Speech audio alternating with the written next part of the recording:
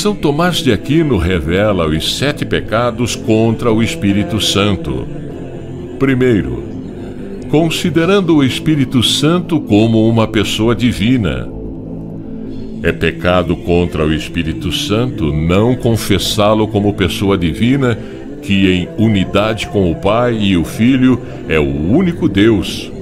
Nós estamos vendo dentro da igreja essas ideologias, essas correntes de pensamento contrárias à fé, que estão tomando conta de tudo.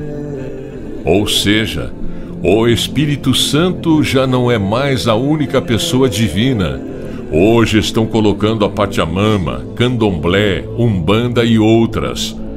Infelizmente, o Papa Francisco falou que todas as religiões podem levar a Deus. Segundo, considerando Jesus Cristo como a plenitude da verdade e da graça.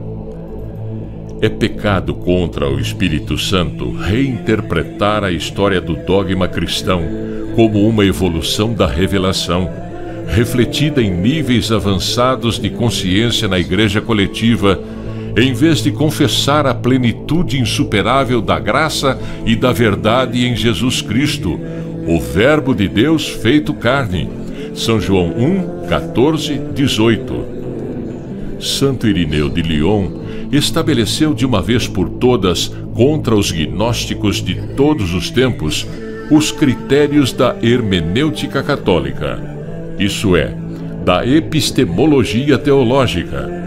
Sagrada Escritura, tradição apostólica e autoridades de ensino dos bispos em virtude da sucessão apostólica. Já não é mais a Sagrada Escritura, a tradição e o magistério que estão valendo. Qualquer coisa que entrar na igreja, está tudo certo. De acordo com a analogia do ser e da fé, as verdades reveladas da fé nunca poderão contradizer a razão natural, mas podem, e o fazem, colidir com seu uso ideológico indevido. Não há, a priori, nenhuma nova percepção científica que possa anular as verdades da revelação sobrenatural e da lei moral natural. O Papa não pode, portanto, cumprir nem decepcionar as esperanças de mudança nas doutrinas reveladas da fé, porque este ofício de ensino não está acima da palavra de Deus, mas serve ensinando apenas o que foi transmitido. O Papa não está acima da palavra, ou seja, nenhum Papa pode ensinar algo contrário à palavra de Deus. Qualquer pessoa dentro da igreja que pregar algo diferente da Bíblia incorre em erro. O único e eterno paradigma do nosso relacionamento com Deus sempre permanece o Verbo feito carne, cheio da graça e da verdade.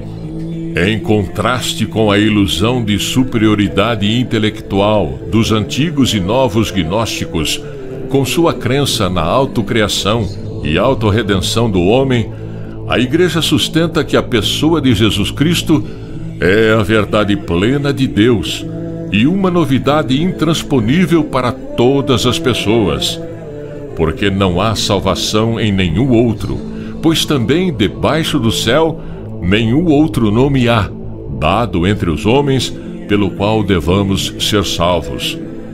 Jesus continua sendo a verdade, o caminho e a vida. E Ele é o único caminho, mesmo que queiram mostrar outros caminhos, falar que todas as religiões salvam. Não, isso está contradizendo, porque Jesus é o único caminho e não há outros caminhos. Terceiro, sobre a unidade da Igreja de Cristo.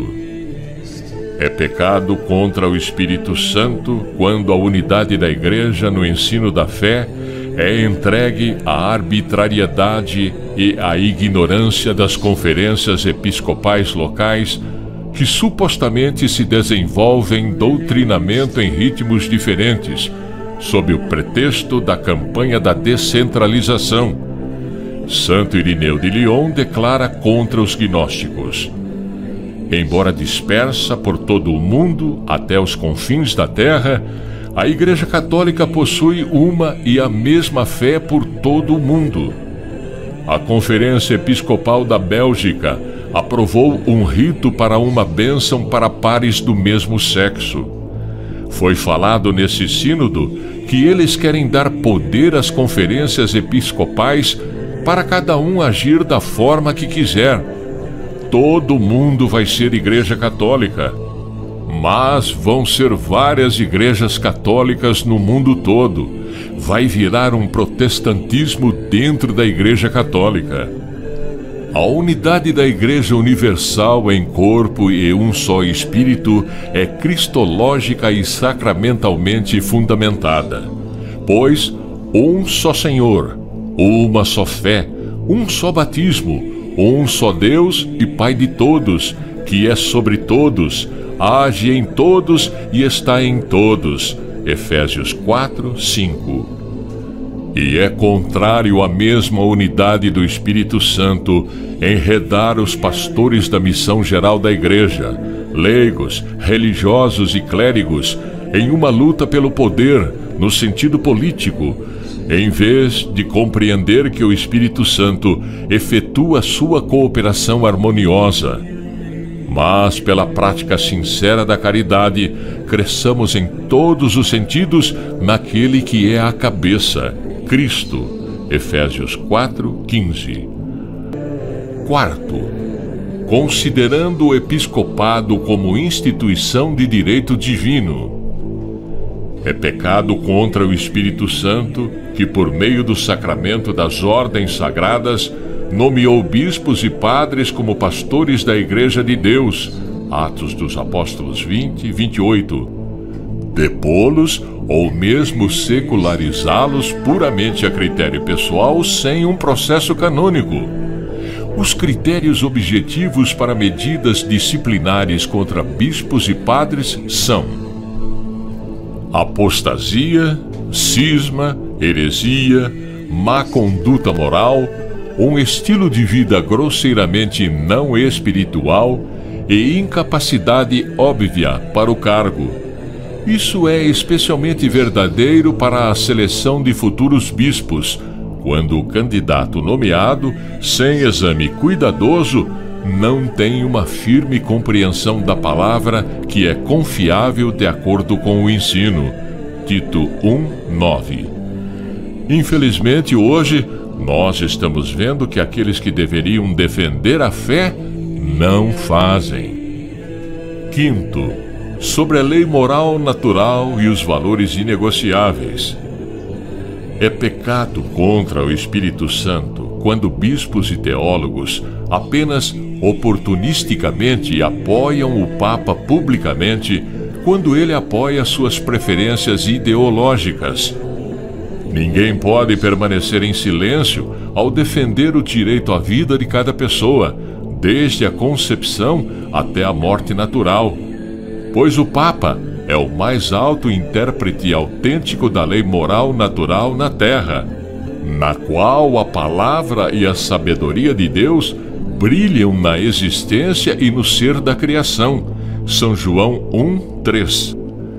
Se a lei moral natural, que é evidente na consciência de cada ser humano, Romanos 2, 14, não constitui a fonte critério contra os quais julgar as leis sempre falíveis do Estado, então o poder político desliza para o totalitarismo, que atropela aqueles direitos humanos naturais que deveriam formar a base de toda a sociedade democrática e o Estado constitucional. O que é lei natural? Deus criou o homem que tem vários gêneros? Não. São as pessoas que não querem ser conforme Deus criou, mas sim como eles querem ser. Foi o que o Papa Pio XI declarou na encíclica de 1937 contra as leis raciais de Nuremberg, formalmente válida legalmente do Estado alemão. É à luz dos comandos dessa lei natural que toda a lei positiva, seja quem for o legislador, pode ser avaliada em seu conteúdo moral e, portanto, na autoridade que exerce sobre a consciência.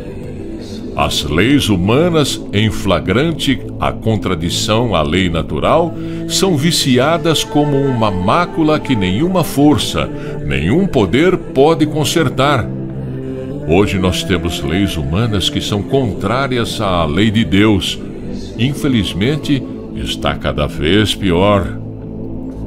Sexto, considerando a Igreja como sacramento da unidade humana. É pecado contra o Espírito Santo quando a divisão política e ideológica da sociedade, desde o Iluminismo europeu e a Revolução Francesa, é incorporada a uma filosofia restauradora ou revolucionária da história. E quando a Igreja, uma santa católica e apostólica, é assim paralisada ao opor internamente facções progressistas contra conservadores, pois a Igreja de Cristo não é somente o sacramento da mais íntima comunhão do homem com Deus, mas também sinal e instrumento da unidade da humanidade, na sua finalidade natural e sobrenatural. O discernimento dos espíritos não é realizado com vistas a objetivos políticos, mas, teologicamente, em relação à verdade da revelação, que é apresentada na doutrina infalível da fé da Igreja. Qual é o fim do homem? Para que nós fomos criados? Nós viemos de Deus para voltar a Deus. Mas hoje querem pregar coisas que fazem que a nossa vida se baseie somente no que é aqui, agora, e não no que virá depois. Assim, o critério objetivo da fé católica é a ortodoxia em oposição à heresia, e não a vontade subjetiva de preservar ou mudar aspectos culturais contingentes. Em termos de manter a fé, manter as verdades de fé da Igreja, nós não temos negociação. Ou ficamos inteiramente com a doutrina como depósito da fé, ou nós abrimos concessões para o mundo. Mas agora o mundão está entrando na Igreja. Aquela palavra sim, sim, não, não, já não está existindo. O que existe é: vamos abrir as portas para o mundo entrar. Não tem problema. O mundo mudou. As coisas mudaram. Não pode ser tão radical. Sétimo, sobre a natureza sobrenatural do cristianismo, que se opõe à sua instrumentalização para fins mundanos.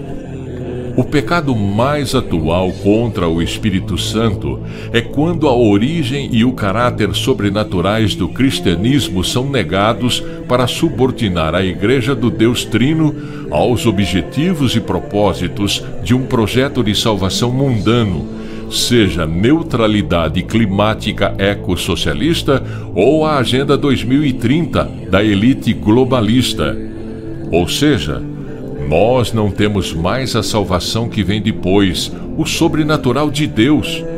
Mas nós temos homens que dizem que vão salvar o mundo e fazer um mundo maravilhoso para todos, onde todos serão felizes. Isso é uma mentira. Qualquer um que realmente queira ouvir o que o Espírito Santo está dizendo à Igreja não confiará em inspirações espirituais e chavões ideológicos woke, mas depositará toda a sua confiança na vida e na morte somente em Jesus, o Filho do Pai e o ungido do Espírito Santo. Somente Jesus prometeu aos seus discípulos o Espírito Santo da verdade e do amor por toda a eternidade. Aqueles que me amam guardarão a minha palavra, e meu Pai os amará, e viremos a eles e faremos neles morada.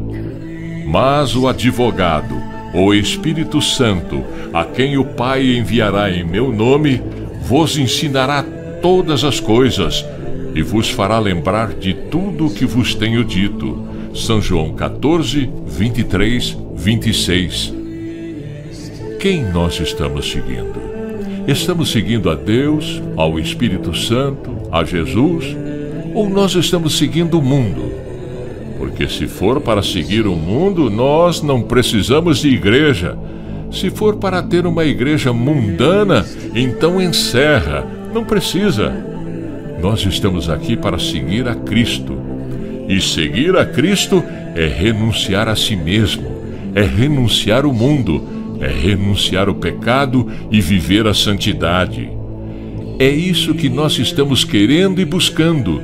Não estamos seguindo homens, nós estamos seguindo a Jesus Cristo. Tudo isso deveria acontecer para cumprir a Sagrada Escritura que diz: quando vier o Filho do Homem, acaso encontrará fé sobre a terra? São Lucas 18, 8. Estamos vivendo tempos difíceis. Deus está sendo rejeitado, desprezado, zombado quase por todos. A maioria esqueceu do tanto que ele sofreu na cruz por amor a nós. Mas, como Deus é rico em misericórdia e amor, ele deixou dito na Bíblia: já dissera Moisés: o Senhor nosso Deus vos suscitará dentre vossos irmãos um profeta semelhante a mim. A este ouvireis em tudo o que lhe vos disser. Todo aquele que não ouvir este profeta será exterminado no meio do povo. Atos dos Apóstolos 3, 22, 23. Como somos agraciados por Deus, por Ele ter nos dado o profeta Pedro II aqui em Santa Catarina, Brasil, que desde 1972 está nos alertando de toda essa apostasia na igreja, através do livro A Palavra Viva de Deus. Livro que traz a assinatura do próprio Deus na capa e sua santa face. Procurem ler este grande livro. É um aviso de Deus para a humanidade. Deus nada faz sem antes revelar seu segredo aos profetas, seus servos. Amós 3, 7. Lembramos que nos tempos do dilúvio e de Sodoma e Gomorra, os profetas que Deus enviou para alertar a humanidade não foram ouvidos, e Deus enviou o castigo sobre essas cidades, e todos foram exterminados. Estamos vivendo tempos semelhantes ou piores. Não desprezem este profeta Pedro II. Felizes dos que leem, acreditam e divulgam as profecias deste grande livro, A Palavra Viva de Deus, porque serão chamados de filhos da luz.